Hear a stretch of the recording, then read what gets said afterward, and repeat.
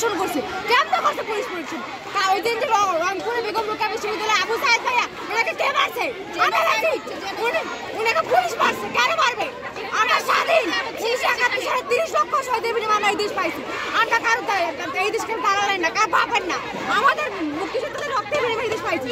2 লক্ষ মা বোনের ইজ্জতের বিনিময়ে এই দেশ পাইছি। আমরা যখন বিকর্ণ থেকে আসছিলাম পুলিশ আমাদের বাধা দিচ্ছে। কেন দিবে বাধা?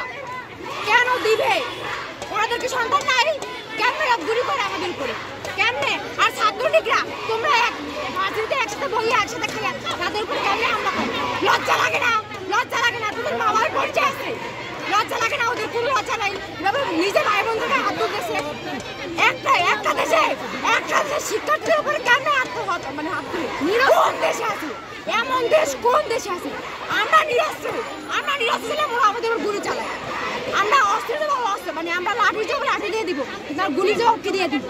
আমরা গুলির জবাব কি দিয়ে দিব? আমাদের প্রশ্ন উত্তর এইটা। আর উনি যে বললো পুলিশ আমাদের দিচ্ছে, প্রোটেকশন দিচ্ছে, কই সেই প্রোটেকশন? আমরা সেই বিচার চাই।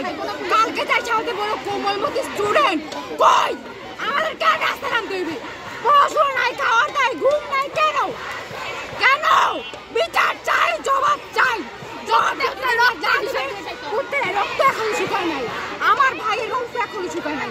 আমার ভাই বেড়ে পড়ে আছে, আমার আর বোনরা বেড়ে পড়ে আছে, আমার বোনরা ঢাকা মেডিকেলে ভর্তি আছে, বিভিন্ন জায়গায় ভর্তি আছে। বরিশালে আমার ফ্রেন্ডরা অসুস্থ। কেন? তাদের কি পড়াশোনা নাই? আর কি ক্যারিয়ার নাই? প্রত্যেকের ক্যারিয়ার আছে, আমার কি ক্যারিয়ার নেই? ভাবো না? এত কষ্ট করে বাবা এত টাকা পয়সা করে পড়ে যদি আমরাও চাষা হই তাহলে কেমন? ওরা কি বাসা কামলা দিব? ওনাদের বাসা কি কামলা দিব? ওনার পিয়নদের বাসা, ওনার পিয়ন নাকি 400 কোটি টাকার মালিক। ওনার পিয়নদের বাসাকে আমরা কামলা দিব? পড়াশোনা করে ঢাবি দিয়ে মাস্টার্স কমপ্লিট করে তারপর ঢাবি দিয়ে মেডিকেল দিয়ে আমরা কি কামলা দিব পিয়নদের বাসায়? পিয়নদের পা চাটবো আমরা? হ্যাঁ, পড়াশোনার দরকার কি? কোনো পড়াশোনার দরকার নেই। আমাদের দাবি যত না মানবে আমরা রাস্তা ছাড়বো না, মানে ছাড়বো। তুমি আমাদের দাবি মানতে হবে, মানে মানতে রক্ত দিছি আরো দেবো। এই দেশকে মুক্ত করে ছাড়বো ইনশাআল্লাহ।